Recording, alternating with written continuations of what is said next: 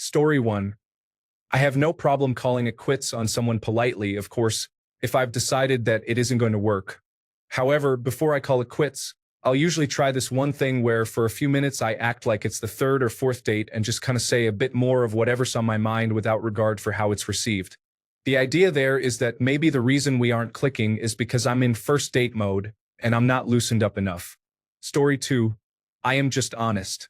I have been going on a fair number of dates over the last year looking for the girl for me, and being blunt but not rude has worked fairly well. There has been some mild upset on the other end because no one likes being rejected, and I have been on both sides myself. However, it is less terrible than leading someone on. Story 3. Just tell them, I've done it a few times. Hey, you're really great and I've had a fun time, but to be honest, I'm not feeling that magic. I hope you find someone who makes you happy, and if you ever want to just grab a beer and chat, I'm always up for it. No need to put the other person down or be nasty. With two notable exceptions, that's always been fine. One lady called me gay since I didn't try to sleep with her on the first date. The second one said I wasn't good enough for her. What kind of loser drives an infinity? I just smiled and left. Story 4. The last date I went on before I met my wife was horrible. It was a total profile picture change, not who they said they were, an obvious catfish. I got up, told her that I wasn't interested in a lying, manipulative individual, and walked out of the restaurant. I blocked her number, profile, and every other app she messaged me on. Story 5. For first dates, you should always go for coffee or a drink first. That should take no more than about 60 to 90 minutes. Even though women are often slightly taken aback by such a short date, there are many good reasons to do it this way. Avoiding talking too much and talking yourself out of a situation is one reason. Having the option to leave if it's not going well is another. If something bothers you right from the start, you have the right to be assertive and simply explain that you don't think this is for you. Excuse yourself, get up, and leave. You are only being rude if you think you are being rude.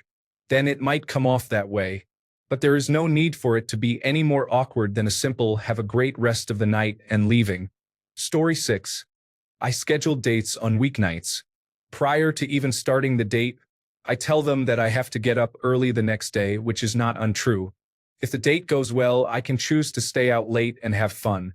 If the date goes poorly, I end it early because I have a tough day tomorrow and need to wake up extra early. Story 7. My favorite date is to get coffee, then go for a walk that takes about 45 to 60 minutes.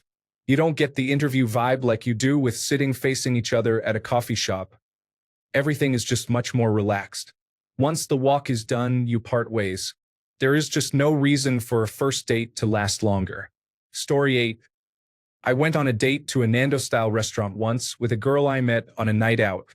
It was cheap and cheerful, which was perfect since I was no more than 19 and needed something that wouldn't break the bank. When I got there, the girl wasn't around. I sent a text and got one back saying, "Sorry, running late. Be there soon." Thinking with my hormones, I decided to wait since she was attractive. She eventually showed up half an hour late. I thought, things happen, 30 minutes isn't a big deal. What started to annoy me was that she was completely glued to her phone, switching between Instagram and a conversation with someone. This went on for about 45 minutes. She was so absorbed in her phone that she ignored most of my questions. I thought to myself, what's going on? I'm not an unattractive guy. I was in good shape back then, and I didn't struggle with women. This was driving me insane. Strangely enough, as soon as I asked what she wanted to eat, she heard that. She replied with a huge order and asked for a whole chicken on top of it, requesting that I ask the waiter to put it in a take-home box. Now, I'll admit, 19-year-old me wasn't thinking with the brain in his head, but instead with his instincts. Luckily for me, my common sense kicked in. So, to end the date, I simply got up, ordered all the food she asked for plus a lot more, self-service like at Nando's, and then walked out. I had a window seat and all, and waved as I walked past. Not that she saw, glued to her phone as she was. Story 9. First time it happened, it sometimes felt like we were connecting, but something felt off. I stayed for the rest of the date, as she was fun to talk to and I got the impression that she was having a good time. but I didn't really feel butterflies or anything when we parted ways. It happened again fairly recently on a Tinder date, but it immediately felt very awkward and like the conversation was forced. We stayed at the pub for one drink. I was ready to call it after about an hour, but couldn't think of an excuse. I asked if she wanted to stick around for another, but in the tone of voice that heavily implied that I knew it wasn't working out, and I think she picked up on that as she said thanks but no thanks, and we both decided to go our separate ways. Story 10. Honestly, I just finished my coffee, lunch, drink, whatever, and then afterwards just say, well, it was nice to meet you, but I have to get going, and then leave. Afterwards, I will text and say it was nice talking to them, but I don't see a connection and wish them luck. Never had any trouble. Everyone has been pleasant. Story 11. Ideally, I'm at a location or doing something which is fun in its own right. That way, I can still enjoy the outing no matter what happens. So far, the other person and I can tell that things are off, and we part ways politely, but neither of us reaches out again afterward. The only times I've been upset have been when people misrepresent themselves online. I'll sit through a meal but not make much effort to talk in that case. I have had maybe 2 dates where the other person probably wanted to meet up again, but I didn't contact them. I don't make empty promises to meet up or do something again later, so I don't think I'm being inconsiderate. If they message me, I'll talk, but I don't make plans. I have not run into any problems. Story 12. Anticipate that first dates are hit or miss, and make sure it's something casual and easy like coffee, a quick and easy lunch, daytime drinks, or maybe a walk. That way, it's pretty easy to go either one of 2 routes. First is to see it through until you reach a natural stopping point, like being done with coffee or food, and then just tell them that you've had a good time. Later, text them a few hours afterward to tell them that while you enjoyed the company, you feel like you're both a bit too different, seeking different things, or don't quite have the chemistry you're after. The second option is to do the same thing, but in person at the end of the date. Story 13. The same way you fire someone. Compliment sandwich. You swiped right, so that's pretty cool. But the way you bit your toenails at the bar was off-putting. Great shoes, by the way, but I think we are both looking to go in different directions, and a centipede only works if all the legs are going the same way. Have a good night and good luck out there. Story 14. Finish whatever you're doing, and then say, it was nice to meet you. I'm going to head home. It's not hard. Just act like an adult and be polite. Unless you think the other person is mentally unstable, there's no need to stage elaborate sitcom scenarios to get you out at that very moment. If you think you need to pull something like having your friend call you so you can pretend there's an emergency, you're probably the problem in the situation. Story 15. More often than not, if you have noticed that you guys are not really clicking, the other person has noticed this too. Just be straightforward about it and do not do the, oh my God, I am so sorry, you really are a great person, blah blah blah, sympathetic nonsense. More often than not, they are also glad the awkward chit-chat is coming to an end. Good luck with it. Story 16. You treat it like a blowout in basketball. Take this time to work on things you are not that good at because at this point it does not matter, being that things cannot get much worse. Story 17. He told me he was married, but they were open to other people. I was not informed of this before the date. I decided to leave quickly after that. But in general, I would say a lack of chemistry and humor is a no-go for me. Also, I am honest about it if I see that it leads nowhere. Story 18. I feel like the world has become a very strange place since I was a teenager or in college, and I'm only 35. Back in my day, you would just say something like, hey, I want you to know you seem like a nice person and that I had a good time. I'm just not really feeling this as the beginning of a relationship.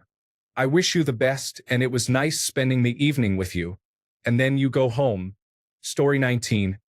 I live in fear of seeming arrogant if I do the this was fun, but I'm not feeling it and don't think we should pursue things any further thing, as that is often met with, I didn't like you anyway, or some aggressive response. If they ask for a second date there and then, I'll be honest.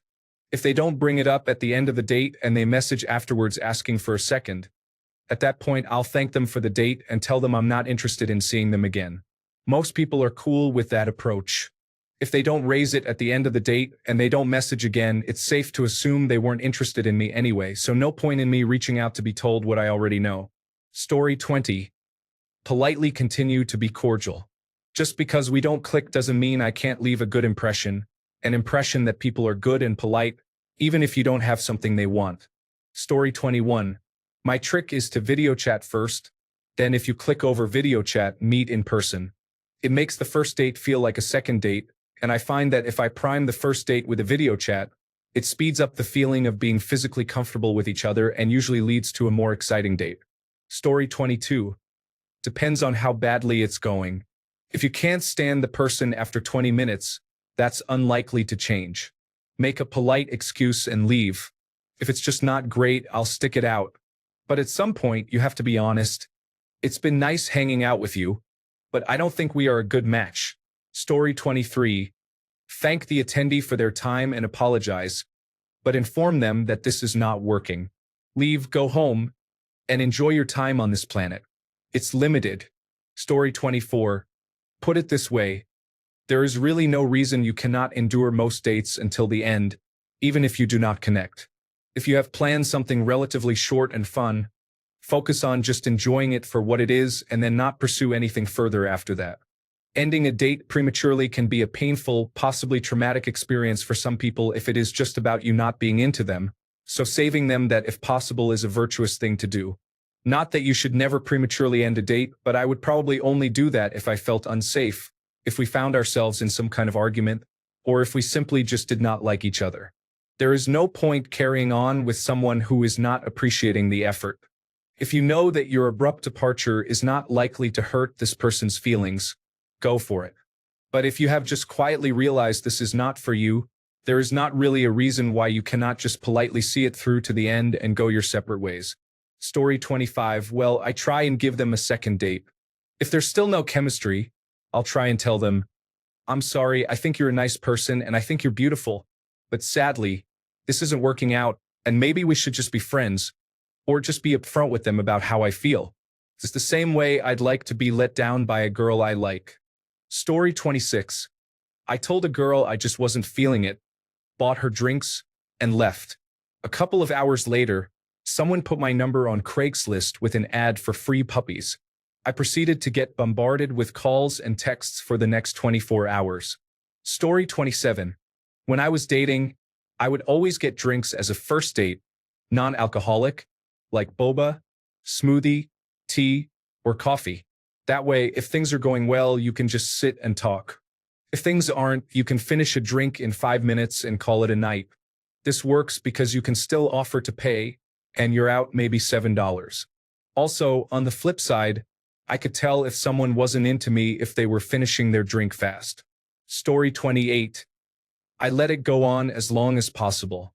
Analyzing people while they writhe with an awkward situation as I act as casually as possible is actually kind of fun.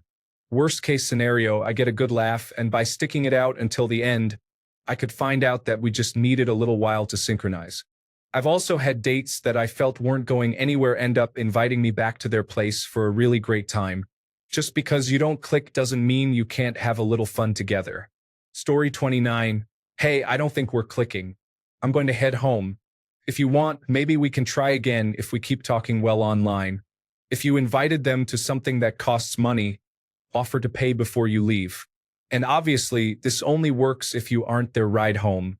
Also, if you know their ride wasn't going to be back for them for like 2 hours and it's only been 45 minutes, don't leave them alone. Just stick it out. That's likely not an issue if we're talking about adults, but I'm just covering all the bases I can think of. Story 30. I always have plans for after. Maybe this sounds bad, but if it is a blind date, I set it up so that there is a definitive time limit. For example, I'll make plans to have drinks with a friend later on. This has two purposes: safety and comfort. The person knows someone is expecting me, safety, and I have a very clear way out, comfort. Once I've left, I will send a nice but clear text. Usually something like, I had a really nice time getting to know you. Unfortunately, I don't see this continuing in a romantic direction, but I wish you all the best and would be open to a friendship if that's something you're interested in. Or I leave the last bit out if I totally don't want to be friends. I think it's cruel to leave someone hanging, and I don't like lies, so having set plans after the date and being direct in my follow-up gives emotional and logistical space for both of us to move on. Story 31. Shovel your food into your face at an alarming and disgusting rate. Your partner will want the dinner to be over as soon as humanly possible, and then suddenly, it is. Story 32. Usually, just wrap it up. Ask them what they thought of it. Hopefully, they say it didn't click and there won't be a second. Otherwise, I have to say it. It's awkward for 4 seconds, and then we go on our way.